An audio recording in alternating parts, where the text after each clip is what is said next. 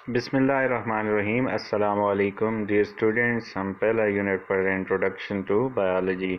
इसमें हमने पढ़ा बायोलॉजी के बारे में। अब आपको जो बातें क्लियर होनी चाहिए, आप बायोलॉजी को आप एक्सप्लेन कर सकते हैं, इसकी मेजर जो डिवीजन्स हैं उनको आप एक्सप्लेन कर सकते हैं, ये आपको आना चाहिए हर हाल में, ठीक है।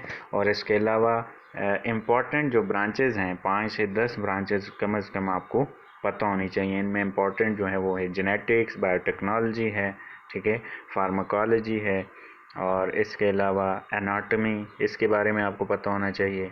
और फिर 2-3 और ब्रांचेज़ हैं, ठीक है। फिर इसके बाद आपको लिंकेजेस हमने पढ़े, तकरीबन 4 से 5 हमने पढ़े। उनमें से जो इम्पोर्टेंट है वो है बायोफिज़िक्स, बायोकेमिस्ट्री, ठीक है, और बायोमैथमेटिक्स या बायोमेट्री या बायोस्टैटिस्टिक्स। ये 3 आपको पता होने चाहिए, अच्छे से आना चाहिए। और फिर नेक्स्ट हमने carriers in biology last time discuss किया था कि बायोलॉजी करने के बाद, बायोलॉजी की डिग्री करने के बाद, कौन सी डिग्री करने के बाद आप कौन सा कैरियर अडॉप्ट कर सकते हैं, इस बारे में हमने डिटेल से देखा। और फिर हमने जो असाइनमेंट आपको मैंने दी थी, ये आपको पता होना चाहिए कि which career field would you like to adopt. ये ऐसे क्वेश्चंस हैं जो कि हमेशा पूछे जाते हैं, तो ये कॉमन क्वेश्चंस हैं, ये आपको पता होने चाहिए। आज का जो हमारा टॉपिक है वो है 5 किंगडम्स। किंगडम एक ग्रुप को कहते हैं बायोलॉजी में।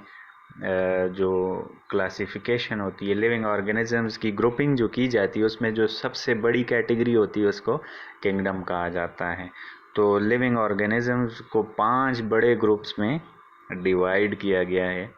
अब थोड़ा सा इसकी हिस्ट्री जान लेते हैं, ये डिवीजन की। और आपको पता है, हम पढ़ चुके हैं कि क्लासिफिकेशन की जो स्टडी है, क्लासिफिकेशन वाली जो बायोलॉजी है, उसको हम टेक्सोनॉमी कहते हैं। यानी कि इसमें हम लिविंग ऑर्गेनिजम्स की क्लासिफिकेशन देखते हैं और साथ में उनकी साइंटिफिक नेमिंग, ठीक है।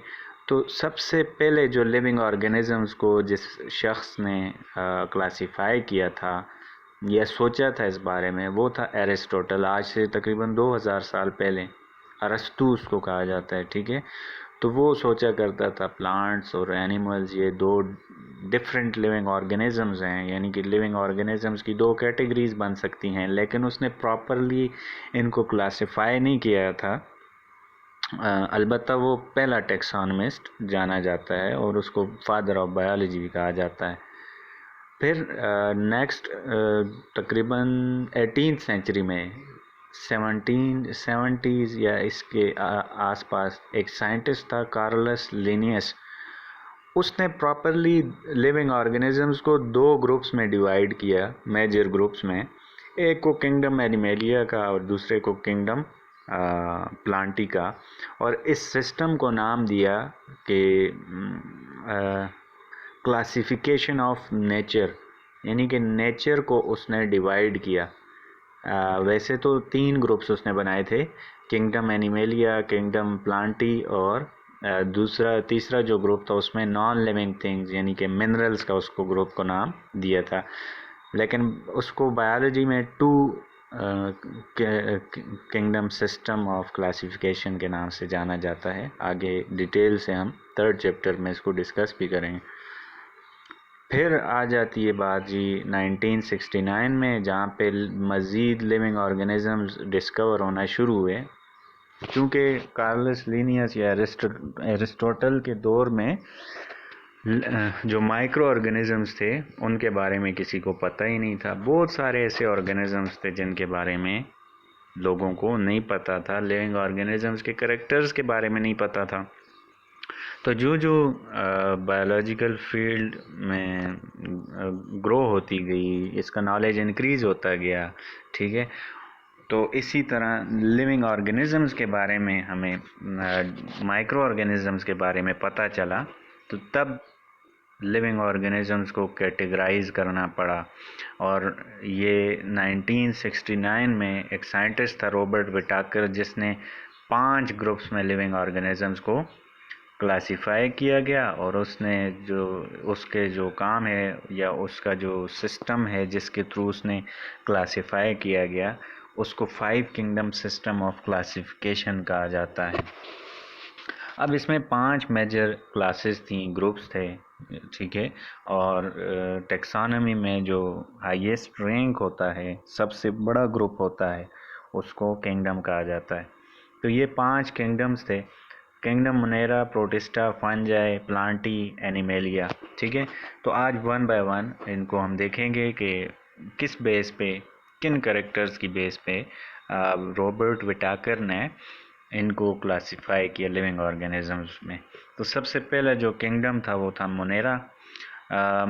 इस किंगडम में this kingdom includes all unicellular and microscopic organisms, यानी कि इस किंगडम में उसने वो ऑर्गेनिजम्स प्लेस किए जो कि यूनिसेलुलर थे, यानी कि सिंगल सेल वाले ऑर्गेनिजम्स, ज़्यादा सेल से नहीं बने हुए थे बल्कि सिंगल सेल वाले जो ऑर्गेनिजम्स। अब जाहिर सी बात है सेल तो नज़र नहीं आता, माइक्रोस्कोपिक होता है, तो इनको माइक्रोस्कोपिक ऑर्गेनिजम्स या माइक्रो ऑर्गेनिजम्स भी कहा जाता है। यानी कि इस किंगडम में माइक्रो ऑर्गेनिजम्स प्लेस किए गए। कौन से माइक्रो ऑर्गेनिजम्स? वो माइक्रो ऑर्गेनिजम्स जो कि प्रोकैरियोट्स थे। प्रोकैरियोट्स का क्या मतलब है?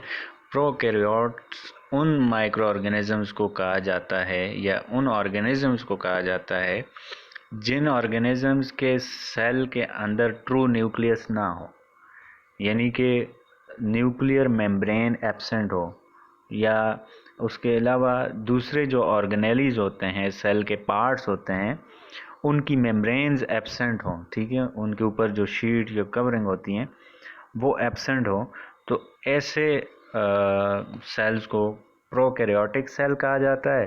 और जो लिविंग ऑर्गेनिज्म प्रोकैरियोटिक सेल से मिलके बने हों उन ऑर्गेनिजम्स को प्रोकैरियोट्स कहा जाता है। तो इसी निस्बत से इस किंगडम मोनेरा में प्रोकैरियोट्स प्लेस किए गए और इस किंगडम को किंगडम प्रोकैरियोटाई भी कहा जाता है। और फिर जो तीसरा कैरेक्टर है वो ये है कि इस किंगडम में, इस ग्रुप में जो लिविंग ऑर्गेनिजम्स प्लेस किए गए उनकी जो सेल वॉल है वो म्यूरिन से बनी है, म्यूरिन से बनी होती है। म्यूरिन क्या है? अब कार्बोहाइड्रेट्स के बारे में आपने पढ़ा होगा। जो मेजर बायोमॉलिक्यूल्स हैं, यानी कि लिविंग ऑर्गेनिजम्स जिन केमिकल से, जिन मॉलिक्यूल से बनते हैं, उनमें जो मेजर हैं वो प्रोटीन्स, कार्बोहाइड्रेट्स, न्यूक्लिक एसिड, ठीक है, और फैट्स। और कार्बोहाइड्रेट्स की फिर डिफरेंट टाइप्स हैं। जो सिंपलेस्ट है वो है ग्लूकोज, इसी तरह fructose, sucrose, starch, glycogen, murein, cellulose, ये सारे कार्बोहाइड्रेट्स की किस्में हैं।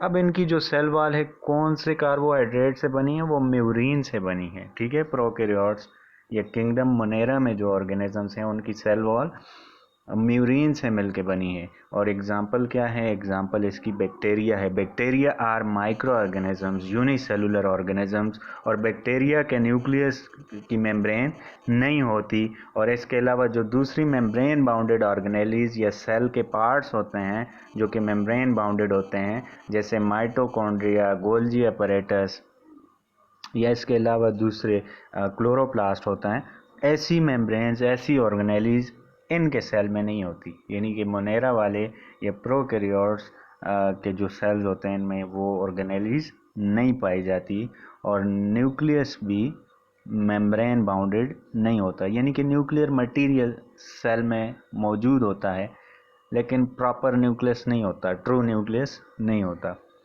और एग्जाम्पल इसकी हमने देखी कि बैक्टीरिया एंड सियानोबैक्टीरिया। सियानोबैक्टीरिया को ब्लू ग्रीन एल्गी भी कहा जाता है। हैं तो ये बैक्टीरिया लेकिन ये अपनी खुराक खुद बनाते हैं। इनकी जो सेल वॉल होती है उसमें पिगमेंट्स मौजूद होते हैं जो कि लाइट को ट्रैप करके अपनी खुराक बना सकते हैं, जबकि बैक्टीरिया नहीं बना सकते। फिर नेक्स्ट जो किंगडम है, ग्रुप है, वो है protista.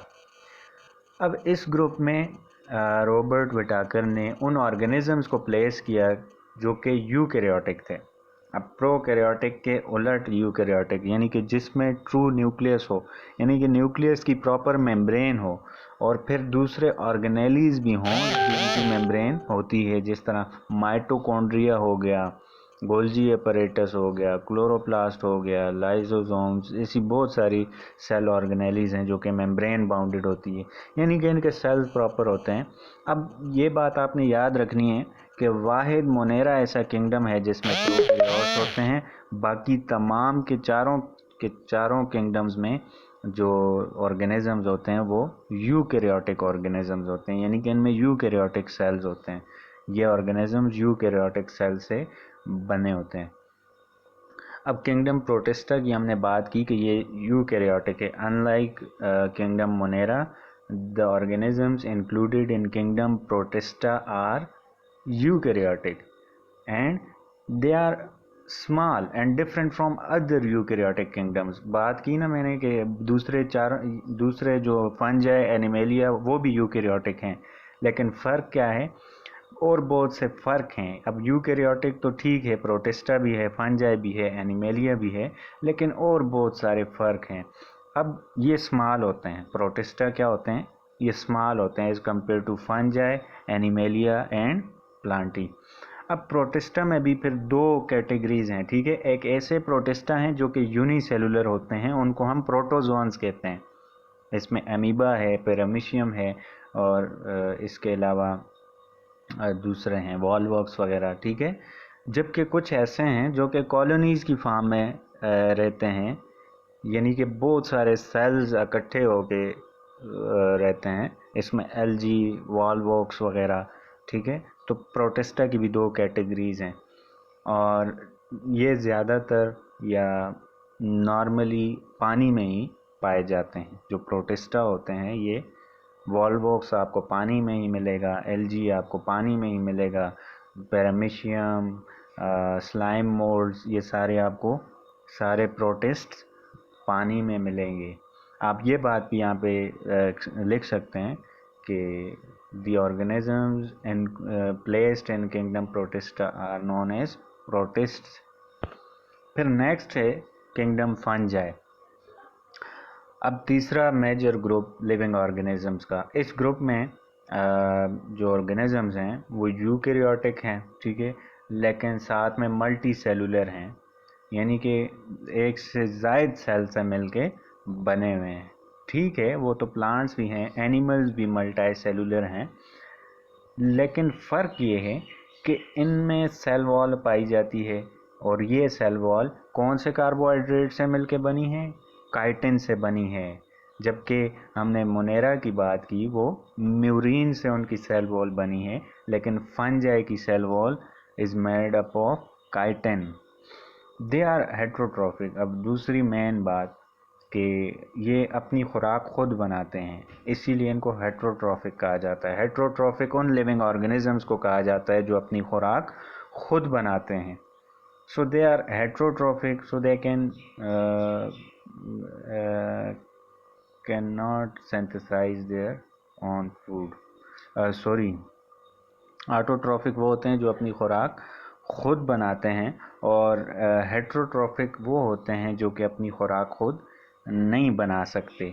So fungi are heterotrophic, ये अपनी खुराक खुद नहीं बना सकते, बल्कि ये डिपेंड करते हैं दूसरे लिविंग ऑर्गेनिजम्स पे अपनी खुराक के लिए, और ये अपनी खुराक स्टोर करते हैं बॉडी के अंदर इन द फॉर्म ऑफ ग्लाइकोजन, यानी कि कार्बोहाइड्रेट की एक फॉर्म है ग्लाइकोजन। एनिमल्स भी, हम भी, ह्यूमंस भी अपनी खुराक बॉडी में किस फॉर्म में स्टोर करते हैं? ग्लाइकोजन की फॉर्म में, और फंजाई भी ग्लाइकोजन की फॉर्म में ही बॉडी में स्टोर करते हैं, और प्लांट्स जो हैं वो स्टार्च की फॉर्म में स्टोर करते हैं अपनी खुराक को बॉडी में, और ये ग्लाइकोजन, ये स्टार्च फिर टूटता है ग्लूकोज में, और ग्लूकोज फिर टूट के एनर्जी रिलीज़ करवाता है। अब फंजाई की एग्जांपल्स क्या हैं? इसकी एग्जांपल्स में मशरूम्स आ जाते हैं, ठीक है, मोल्ड्स हैं, यीस्ट है, ठीक है, ये इसकी एग्जांपल्स हैं। आप पिक्चर में देख सकते हैं। मोल्ड्स को आप लोकल या कॉमन लैंग्वेज में ऊली ठीक है कहते हैं। और ये आप मशरूम को डिफरेंट लैंग्वेजेस में डिफरेंट नाम से पुकारा जाता है, ठीक है। तो ये आप डायग्राम में देख सकते हैं। फिर नेक्स्ट जो क्लास है, जो ग्रुप है, वो है किंगडम प्लांटी। इसमें मल्टी सेलुलर और यूकैरियोटिक ऑर्गेनिजम्स हैं। बात तो सेम है, फंजाई में भी यही थे। अब फ़र्क क्या है? फ़र्क ये है कि इनकी सेल वॉल सेलुलोज से मिलके बनी है। कौन से कार्बोहाइड्रेट से मिलके बनी है? सेलुलोज से मिलके बनी है। और दूसरी बात कि फंजाई के सेल के अंदर सेंट्रियोल्स, इनके सॉरी प्लांट के सेल के अंदर सेंट्रियोल्स एब्सेंट होते हैं। Their cell lack centriole. Centriole एक ऑर्गेनेली है, सेल ऑर्गेनेली है, ठीक है, जो कि क्या करती है? सेल का स्केलेटल सिस्टम बनाती है, सेल की शेप को मेंटेन करती है। तो ये सेंट्रियोल्स एनिमल सेल्स में तो प्रेजेंट होता है, लेकिन प्लांट्स के सेल्स में ये सेंट्रियोल्स एब्सेंट होते हैं। और इसके अलावा ये एक सेल डिवीजन में भी मदद करती है। और इसका जो मेन फंक्शन है वो क्या है? स्केलेटल सिस्टम बनाना। सेल की प्रॉपर शेप जो मेंटेन होती है वो सेंट्रियोल्स की वजह से होती है। अब they reserve food in the form of starch. Plants जो हैं वो फूड को रिजर्व करते हैं, स्टोर करते हैं बॉडी के अंदर, सेल्स के अंदर। किस फॉर्म में? स्टार्च की फॉर्म में, ठीक है। यानी कि जो एक्स्ट्रा फूड होता है वो स्टार्च की फॉर्म में स्टोर हो जाता है, और बाद में जब ज़रूरत होती है तो वो स्टार्च कन्वर्ट होता है ग्लूकोज में, और ग्लूकोज टूट के एनर्जी रिलीज़ करता है। फिर एग्ज़ाम्पल्स हैं इसकी ब्रासिका, मलबेरी, पाइनस, फर्न्स, और ऐसी बहुत सारी सैकड़ों हज़ारों एग्ज़ाम्पल्स हैं प्लांट्स की। फिर नेक्स्ट जो लास्ट हमारा किंगडम है वो है किंगडम एनिमेलिया। एनिमेलिया में मल्टी सेलुलर और यूकैरियोटिक ऑर्गेनिजम्स को प्लेस किया गया है। मल्टी सेलुलर यानी कि एक सेल से ज़ायद से ये ऑर्गेनिज्म बन के बने हैं, और ये यूकैरियोटिक भी हैं, यानी कि इनके सेल्स, इनके जो सेल्स हैं उनके अंदर न्यूक्लियस मेम्ब्रेन बाउंडेड है, ट्रू न्यूक्लियस है, और साथ में मेम्ब्रेन बाउंडेड ऑर्गेनेलीज भी हैं। लेकिन प्लांट्स ऑटोट्रॉफिक थे, अपनी खुराक खुद बना सकते हैं प्लांट्स। लेकिन एनिमल्स जो हैं वो हेट्रोट्रॉफिक हैं, वो अपनी खुराक खुद नहीं बना सकते। और दूसरी बात कि प्लांट्स है, जो सेल वाल होती है उनकी प्लांट सेल्स की, वो सेलुलोज से बनी है, जबकि एनिमल्स के सेल्स के अंदर सेल वॉल एब्सेंट होती है। The cells of animals lack cell wall, ठीक है। और दूसरी बात कि centrioles are present in the cells of animals. Animals के जो सेल्स होते हैं उनके अंदर ये ऑर्गेनेली मौजूद होती है, जिसको हम सेंट्रियोल कहते हैं, जो कि सेल का स्केलेटल सिस्टम बनाती है। और एनिमेलिया या एनिमल्स जो हैं वो अपनी खुराक को ग्लाइकोजन की फॉर्म में स्टोर करते हैं फंजाई की तरह, जबकि जो प्लांट्स हैं वो किस फॉर्म में स्टोर करते हैं? वो स्टार्च की फॉर्म में स्टोर करते हैं। अब इस ग्रुप के मेंबर्स को दो सब ग्रुप्स में डिवाइड किया जाता है, वर्टिब्रेट्स और इनवर्टिब्रेट्स। वर्टिब्रेट्स वो वाले जिनमें वर्टिब्रल कॉलम मौजूद हो, रीढ़ की हड्डी मौजूद हो, और इनवर्टिब्रेट्स वो वाले जिनमें रीढ़ की हड्डी या वर्टिब्रल कॉलम मौजूद ना हो। जैसे स्नेक, सांप हो गया, एनिमल है लेकिन उसमें वर्टिब्रल कॉलम नहीं है। तो अब हम में है, हम क्या हैं? हम वर्टिब्रेट्स हैं। तो एग्ज़ाम्पल क्या हैं इसकी? Examples are birds, mammals, fish, insects, reptiles. ये बहुत सारी एग्ज़ाम्पल्स हैं, पिक्चर्स में आप देख सकते हैं। वर्म्स इसकी एग्ज़ाम्पल है, ठीक है। तो ये सारे एनिमल्स इस ग्रुप में प्लेस किए गए हैं, क्योंकि इनके करेक्टरिस्टिक्स, बेसिक करेक्टरिस्टिक्स सेम थे। तो आज हमने 5 किंगडम सिस्टम को पढ़ा, और हमने बात की कि ये एक साइंटिस्ट है रॉबर्ट विटाकर, जिसने 1969 में इस सिस्टम को प्रपोज किया, इस पे काम किया, और 5 ग्रुप्स में उसने लिविंग ऑर्गेनिजम्स को प्लेस किया, ठीक है। तो आगे अब हम डिटेल में इसको देखेंगे 3rd चैप्टर में कि ये तो मेजर ग्रुप्स हैं किंगडम जिसको हम कहते हैं। उसके अलावा किंगडम में फिर सब ग्रुप्स होते हैं, फाइलम, फिर फाइलम में फिर मज़ीद ग्रुप्स होते हैं, ऑर्डर, क्लास, और जो स्मॉलेस्ट कैटेगरी होती है स्पीशी, ये सारे हम डिस्कस करेंगे।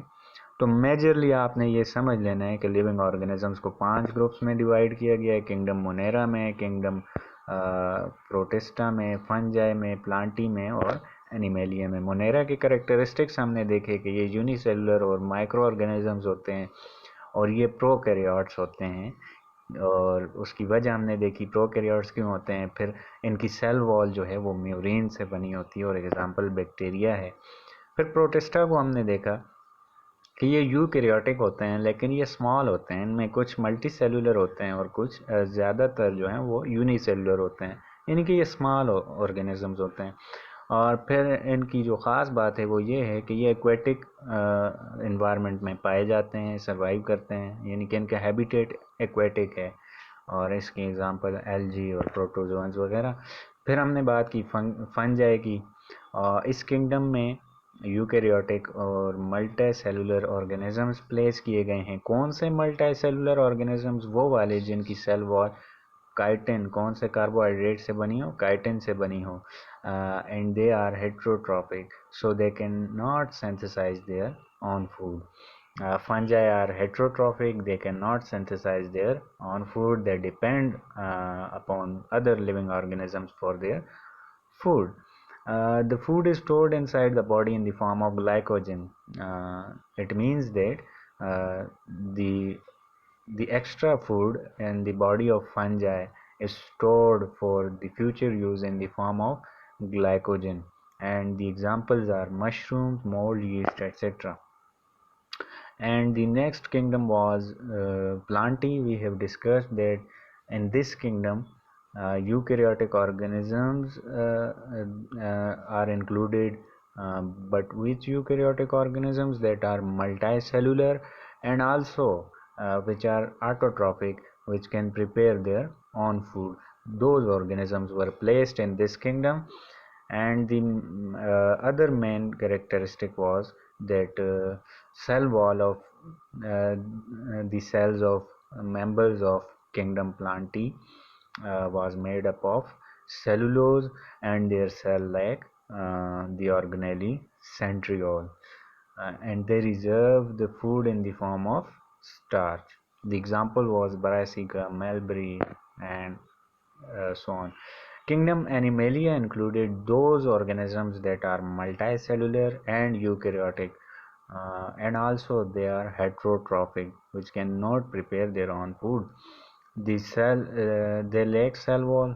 The members of Kingdom Animalia, uh, their cells lack cell wall, and the centrioles are present in them. Their cells have a proper skeletal system, and they reserve their food in the form of glycogen, and further split it into two subgroups. This group Animalia is further split into two groups, that is vertebrates and invertebrates.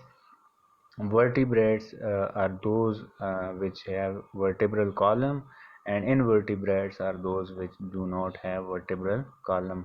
You know that worms and insects do not have vertebral column in them, so they are invertebrates. And we, the humans, monkeys, and many other organisms have a vertebral column, the backbone, and we are placed in a group that is vertebrate.